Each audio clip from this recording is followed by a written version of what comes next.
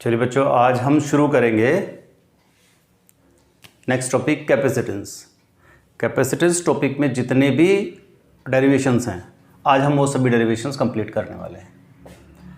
तो क्योंकि सिर्फ डेरिवेशन पार्ट कर रहे हैं, यहाँ पे कोई कॉन्सेप्चुअल पार्ट नहीं कर रहे हैं, तो सिर्फ डेरिवेशन पार्ट को ही देखेंगे। इस केस में पहला डेरिवेशन है capacitance of A parallel plate capacitor. अब एक्चुअली कैपेसिटेंस क्या है आपने कॉन्सेप्चुअली पढ़ा होगा। कैपेसिटेंस का मतलब है किसी भी कंडक्टर पे चार्ज का स्टोर करना। जितना ज़्यादा स्टोर होगा चार्ज उतनी ज़्यादा उसके अंदर एनर्जी आएगी। तो हम यहाँ भी एक पैरेलल प्लेट डिस्कस कर रहे हैं। पैरेलल प्लेट का मतलब है दो प्लेट ऐसे रखी जाएंगी, एक पे पॉजिटिव चार्ज होगा और एक पे नेगेटिव चार्ज होगा। दोनों के बीच में बहुत छोटी सी डिस्टेंस होगी, उसको बोलेंगे हम डी। तो एक प्लेट ये है, इस पे चार्ज है प्लस क्यू और दूसरी प्लेट पे चार्ज है माइनस क्यू। जब दोनों प्लेट पे अपोजिट चार्ज है तो उनके बीच में एक इलेक्ट्रिक फील्ड प्रोड्यूस होगा और इलेक्ट्रिक फील्ड की डायरेक्शन होगी प्लस से माइनस की तरफ। ये इलेक्ट्रिक फील्ड हुआ जो ब्लू कलर में मैंने लाइनें बनाई। और हम लोगों को मालूम है बेटा कि एक पॉजिटिव और नेगेटिव प्लेट के बीच में जो इलेक्ट्रिक फील्ड होता है वो कितना होता है? Sigma upon epsilon not. Sigma क्या है? Surface charge density of each plate. तो सिग्मा इज इक्वल्स टू होता है चार्ज अपॉन एरिया। तो क्यू बाई ए रख दिया, हमारा यहाँ से इलेक्ट्रिक फील्ड आ गया। अब जब यहाँ पर इलेक्ट्रिक फील्ड है तो दोनों प्लेट के बीच में बेटा पोटेंशियल डिफरेंस होगा। हम लोग याद करो, एक फॉर्मूला पढ़ते हैं, E is equals to minus d v by d r. Minus sign तो सिर्फ डायरेक्शन के लिए है, अगर वैसे देखो तो E is equals to d v का मतलब पोटेंशियल डिफरेंस। दोनों के बीच में पोटेंशियल डिफरेंस अगर मैं V मान लूँ तो दोनों के बीच की डिस्टेंस D है, तो E is equals to v by D. तो यहाँ से V इज इक्वल्स टू हो जाएगा E into d. V is equals to E into d, और E को हमने यहाँ से उठा के रख दिया तो हमारा V आ गया। कैपेसिटेंस होता है C is equals to q upon V।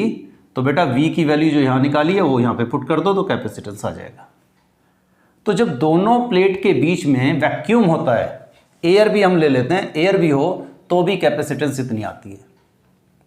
अगर इन दोनों प्लेट के बीच में अगर कोई हम डाइलेक्ट्रिक मीडियम रखते हैं, जैसे एक प्लेट ये है और एक प्लेट ये है, अभी इनके बीच में कुछ भी नहीं है तो एयर है, तो ये वाला फॉर्मूला लगेगा।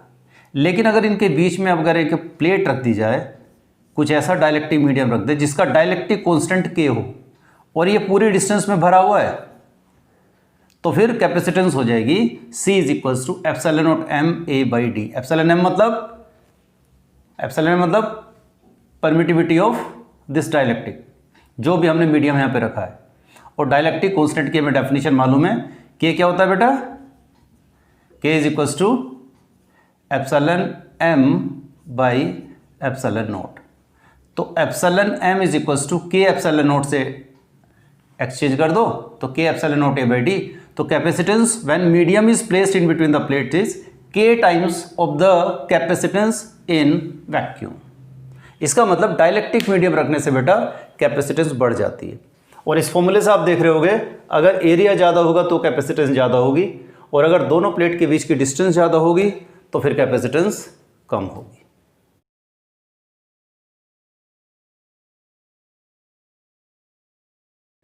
Capacitance of A parallel plate capacitor with dielectric slab.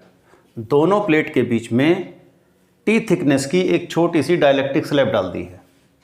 तो हम लोगों ने एक पहले कॉन्सेप्ट पढ़ा हुआ बेटा पोलराइजेशन का।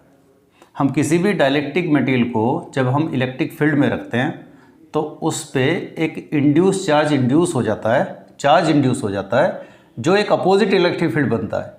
तो इसके अंदर एक रिड्यूस्ड इलेक्ट्रिक फील्ड बन जाता है, मतलब ये इलेक्ट्रिक फील्ड बाहर के इलेक्ट्रिक फील्ड से थोड़ा सा कम होता है। और ये कॉन्सेप्ट है कि इसके अंदर जो इलेक्ट्रिक फील्ड होगा that is equals to applied electric field upon dielectric constant. तो इसको आप डायरेक्टली यूज़ करोगे। अब बेटा इतने पार्ट में T थिकनेस के लिए इलेक्ट्रिक फील्ड है E, और बाकी जो डिस्टेंस बची D में से T माइनस करके, तो D माइनस T थिकनेस के लिए इलेक्ट्रिक फील्ड है E नोट, जो प्लस Q चार्ज और माइनस Q चार्ज की जो प्लेट है इनकी वजह से डेवलप हुआ है। तो बेटा दोनों प्लेट के बीच में पोटेंशियल डिफरेंस क्या होगा? V is equals to E into बीच की डिस्टेंस। तो E नोट है D माइनस टी डिस्टेंस के लिए, देखो यहाँ पर E नोट है, यहाँ पर E नोट है, यहाँ पर E है, तो D माइनस टी, तो E नोट आ गया।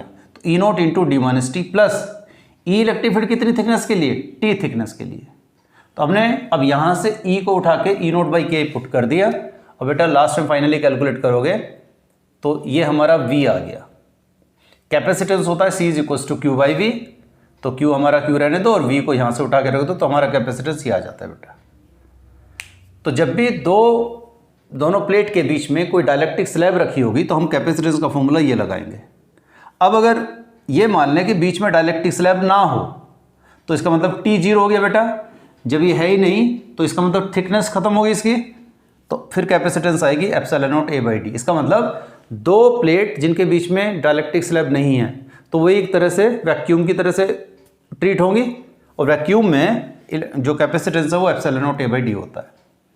दूसरा केस है अगर पूरी थिकनेस में मतलब T is equals to d कर दें तो उस केस में कैपेसिटेंस क्या होगी, T की जगह D पुट करो तो K epsilon naught A by D आएगी। यही तो हमने किया था कि जब कंप्लीट थिकनेस के लिए डाइलेक्ट्रिक स्लैब रखी होती है तो कैपेसिटेंस K टाइम्स हो जाती है।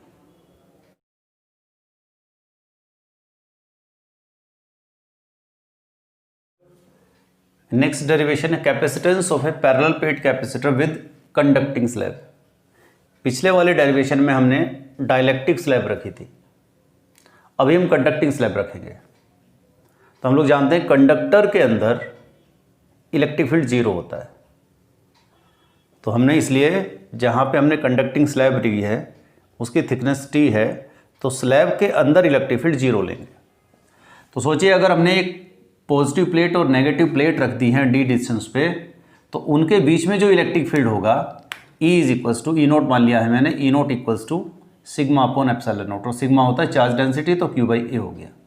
तो इतना इलेक्ट्रिक फील्ड होगा इन दोनों प्लेट के बीच में।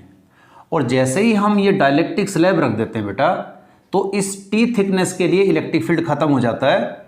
जो ई नोट इलेक्ट्रिक फील्ड है वो सिर्फ इस डिस्टेंस में और इस डिस्टेंस में बचता है। तो ये बाकी जो बची हुई डिस्टेंस वो क्या है, D माइनस टी।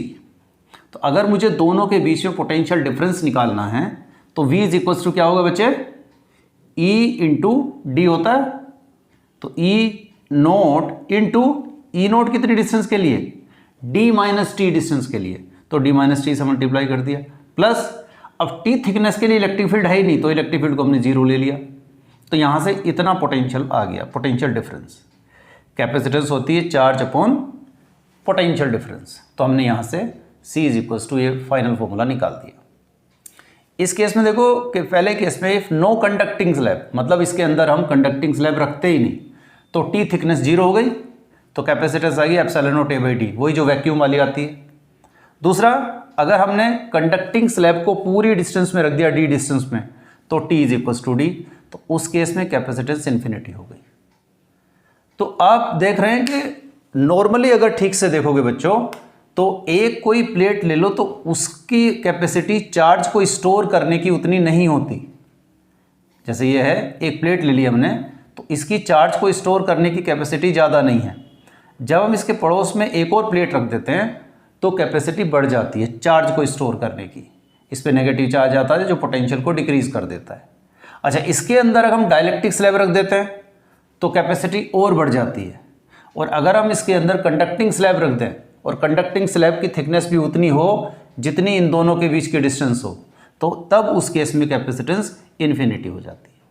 तो हम जितने भी ये मैनिपुलेशंस कर रहे हैं these are only to increase the capacitance या capacity to store the charge.